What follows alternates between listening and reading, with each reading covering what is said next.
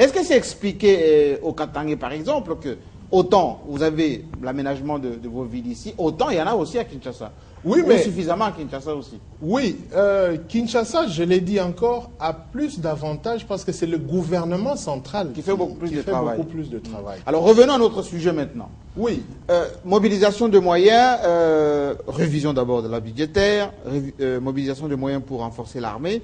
Est-ce que vous faites la même lecture, par exemple, au Katanga, que l'armée, il faut la renforcer? Parce qu'il y a aussi des enfin, comment il s'appelle, Gédéon, qui s'agite un peu là-bas et tout ça, et qu'il faut plus de moyens à l'armée pour mettre fin un peu à tout ceci. C'est idoine ou pas? C'est idoine, mais c'est la mauvaise politique. Et moi, je ne voulais pas entrer dans le jeu de majorité et opposition. Oui. Vous savez que l'opposition ne fait pas trop souffrir le président.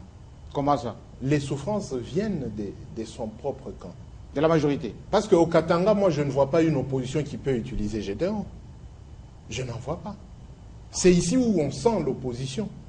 Au Katanga, je ne vois pas une opposition qui peut utiliser Gédéon. Mais qui l'utilise alors? Ah ben, c'est la question que je suis en train de poser. Et c'est au niveau de Kinshasa. Les ficelles sont tirées au niveau de Kinshasa. Les propres Katangais vont utiliser des Gédéons et compagnie pour perturber la République. Le gouverneur du Katanga a raté sa mort entre 2007 et 2008. Vous vous souvenez? L'avion, l'accident de l'avion? L'avion, oui. Certaines tentatives et tout et tout. Oui. Mais qui font ces choses? Ça vient de Kinshasa. Parce que le président de la République, le président de la République a l'appui total, non seulement des autorités provinciales, et même de la population. Alors, tous ces jeux-là qui se passent dans la province, et aujourd'hui à Lubumbashi, on connaît même des tirs en plein centre-ville à 16 h, on braque des cambistes. C'est le genre terrorisme urbain. Ce sont des choses qu'on ne connaissait pas.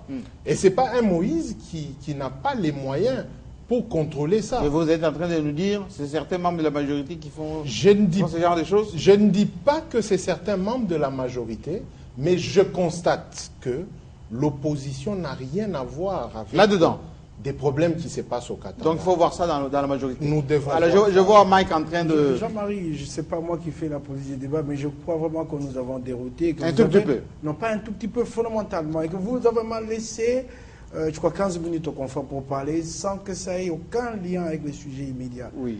Vous l'avez laissé parler, apparemment il veut conseiller le président de la République. Quand même dans... Il veut conseiller le président de la République, moi je le lui concède, mais je crois qu'on a un sujet, c'est fondamental. Alors, on revient dans le sujet. Vous avez vraiment laissé le temps pour ça. Alors, je crois qu'il a pris 15 minutes de parole tout seul là. Alors, on a bien compris, on a bien regardé le débat. C'est ce qu'il doit faire. Alors, je pense que je devais réagir tout autour de la table. Oui. Et c'est ce que j'ai fait. Mais vous conviendrez avec moi que, Mike, comme moi, on a senti effectivement que vous avez un souci. Des récadins, c'est donc des choses. Si on doit... Non, pas de récader, de conseiller le président de la République. Je crois que c'est hors sujet par rapport aux questions. Et j'ai remarqué que Jean-Marie, tu as fait le jeu avec lui, tu l'as laissé 15 minutes. Non. Ah, moi, je ne suis pas sûr on est revenu dans le temps. Peut-être que tu ne me laisseras pas autant de temps. Je suis désolé. Je suis désolé. Alors, il faut que la parole tourne. Je voulais juste réagir parce qu'il s'agit des Quinois. Et l'ami a parlé des Quinois. Vous savez, Kinshasa, c'est ce qu'on a appelé à l'époque la province Léopoldville, qui impliquait Kinshasa, Bandunduba, Congo. Et cette province a une mission énorme pour ce pays. Certains diront, certains analystes clairvoyants diront, c'est le miroir même, n'est-ce pas, de la mais Mobutu a dit aussi que Kinshasa n'est pas le Zaïre, enfin le Congo. Non, Mobutu l'avait dit quand il s'est Jean-Marie, moi je vais mettre à parler des Kananga aussi. Je suis désolé, je vais prendre la parole pour parler des Kananga. Vous aurez la parole. Alors que nous avons des sujets importants. Fondamentaux. Moi je crois que par rapport à... Abrégeons. Je vais abréger rapidement, nous parlons de l'armée, les chefs assez souciés de l'armée. C'est un souci qui vient pratiquement en retard. Pourquoi en retard? En retard. C'est un budget, on est en train de trouver les moyens pour le budget. Pourquoi en retard? Ne définissons pas Kabila comme s'il a eu le pouvoir hier. Il fait 11 ans déjà au pouvoir. Non, mais là vous êtes en train de... Non, j'en arrive, nous parlons de l'armée. Vous sortez du sujet. Non, je ne sors pas d'ici, juste au niveau de l'armée. Je dis que le chef de l'État a semblé nous surprendre. Mais vous comprenez? Déjà, vous l'avez il nous a surpris. Oui. Mais maintenant, là où la question se pose, là où les bas blessent, pourquoi seulement maintenant? Parce que nous sommes, n'est-ce pas, en guerre. Mais la vie est dynamique, monsieur. Oui, je sais que la vie est dynamique, mais cette dynamicité-là doit se constater du jour au lendemain, dans le vécu quotidien. Merci beaucoup. Mais oui, on est d'accord, il se soucie de l'armée, mais qu'il le sache, c'est vraiment en retard. C'est après 11 ans. On s'attendait de lui déjà en 2007-2008. C'est vraiment arrêté. Alors qu'il le fasse bien, qu'il le fasse bien. Il ne faudrait pas que les caïmans puissent se tourner autour de cette histoire de l'armée. Qu'on bouffe encore de l'argent là-dessus. Les caïmans. On bouffe encore de l'argent là-dessus. Il faut qu'on change de sujet. Jean-Marie, j'ai un mot à dire là-dessus sur cette question de seconde lecture du budget. Oui. J'ai entendu Harold. Qu'est-ce qu'il a encore dit, Harold? D'accord avec lui dans une certaine mesure. Faire beaucoup d'éloges au président de la République, qu'il est soucieux de la défense nationale, qu'il est soucieux du social. S'il est effectivement soucieux, son boulot, non? Je suis d'accord. Je me mets dans la logique d'Harold.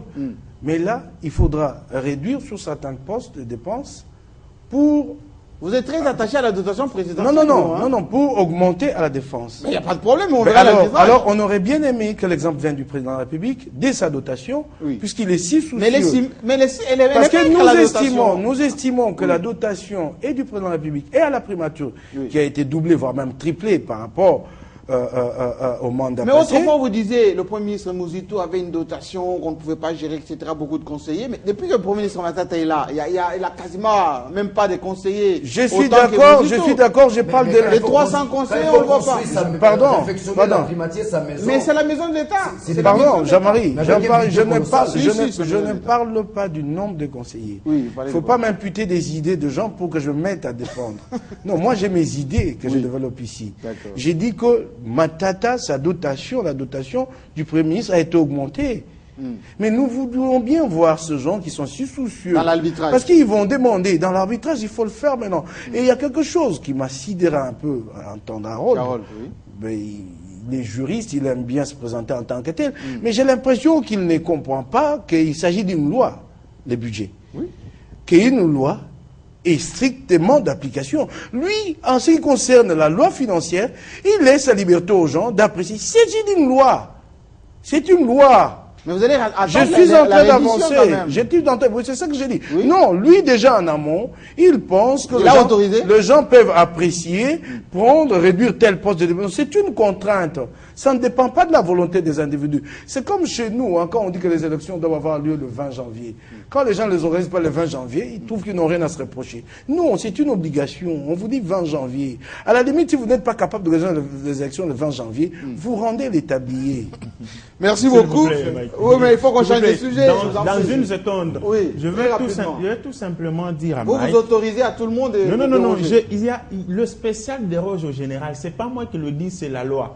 Mike ne doit pas avoir l'idée en tête que le budget de l'État, c'est de l'argent mis dans un dépôt. Le Premier ministre peut aller prendre et dépenser. Non.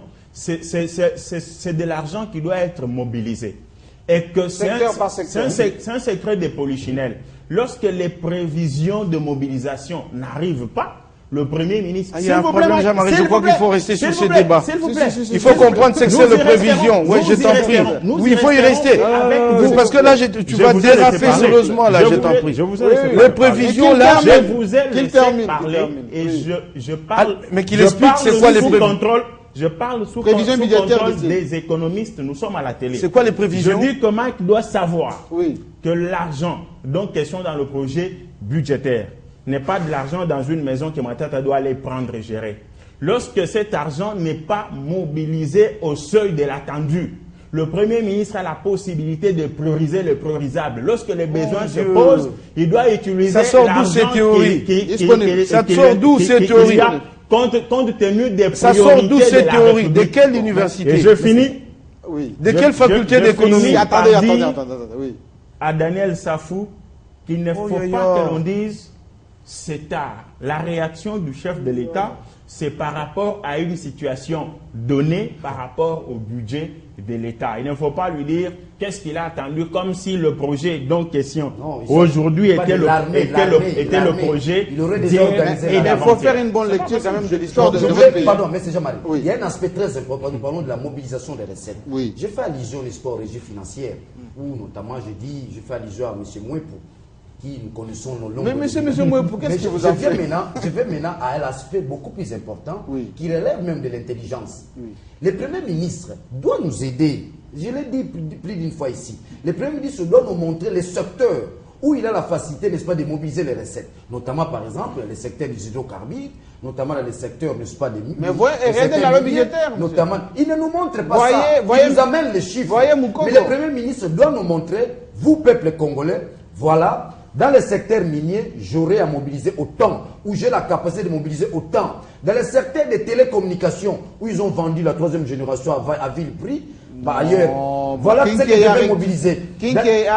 Dans le secteur des hydrocarbures, voilà ce que... Ça, il doit nous montrer. Mais quand nous amène un budget, sans pour autant, où le Premier ministre nous montre les secteurs où il peut mobiliser, où il a aussi la capacité de mobiliser. Je vais vous offrir la loi budgétaire, je vais vous l'offrir. Même les quotas qu'on nous voit là-bas, qui n'est plus j'aimerais quand même une question. Le vice-premier ministre est venu lundi dernier, enfin lundi ou mardi dernier, demander un budget de fonctionnement provisoire, en attendant que la loi soit votée. Il a demandé 1/10 de ces budgets qui doit être mis à la disposition enfin 1/12 du gouvernement. Est-ce que là on ne tombe pas dans le fonctionnement sur base caisse qui a posé un peu problème chez nous depuis un certain temps? Effectivement. Et la crainte, elle va rebondir.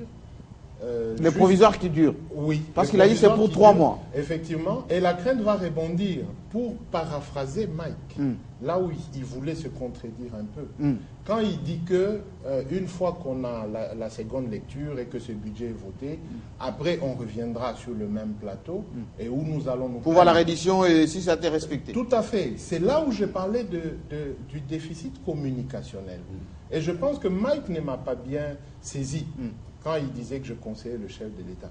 Oui, mais justement... C'est pas les lieux. C'est bien qu'on ait ce bon budget. Mais à quoi est-ce que ça va servir?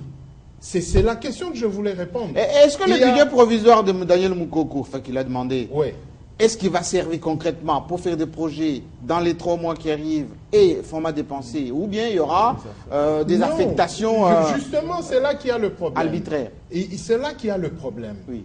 Quoique ce budget peut être voté, mais sur les plans tels que lui a dit, en confondant les montants qui sont alloués à un colonel et tout et tout. C'est une inquiétude. Ça, c'est le débat de la semaine dernière. C'est une inquiétude sérieuse. J'avais suivi. Oui. Mais justement, ceux-là qui font ce travail-là, est-ce qu'ils associent l'armée, les techniciens de l'armée?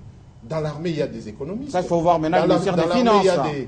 Il y a des juristes. Oui. Ce sont eux qui connaissent réellement les problèmes de les terrain. grades. Tout à fait. Oui. Et même quand ce budget sera réajusté pour le compte du ministère de la Défense, comment cette histoire-là sera... La gestion des affectations. Des affectations. Merci beaucoup. Alors, si vous permettez, il ne reste pas beaucoup de temps. Dans le temps qui nous reste, on a suivi un peu les délégations qui commencent à arriver à Kampala. Raymond Tshibanda dit, souveraineté nationale, on n'en parle pas. La gestion même de la ville de Goma, on n'en parle pas. Ça, c'est le Parlement qui doit en parler, etc. Si vous voulez, on revoit avec les autres, éventuellement groupes armés, les accords du 23 mars. Rien que cela. Et Onig a dit non, et on aimerait bien que vous élargissez. Il veut même parler de cessez-le-feu alors qu'ils ne sont pas en train de se tirer dessus. Qu'est-ce qu'on doit comprendre par rapport à ça? Qui a tort, qui a raison? Non, ça commence à devenir métaphysique. Vous savez, comment ça métaphysique? Monsieur Jean-Marie, est-ce que vous le savez que les accords de 23 mars ont été déjà appliqués? Oui. Ont été appliqués avec les CNDP. Oui. Qu'est-ce qu'on a appliqué avec les CNDP? Ils nous demandaient qu'on ne puisse pas délocaliser. Ils n'ont pas été délocalisés. Ils n'ont pas été délocalisés. Donc s'appliquer. Ils nous ont demandé à ce qu'on puisse intégrer les officiers supérieurs, tout rwandais, dans l'armée.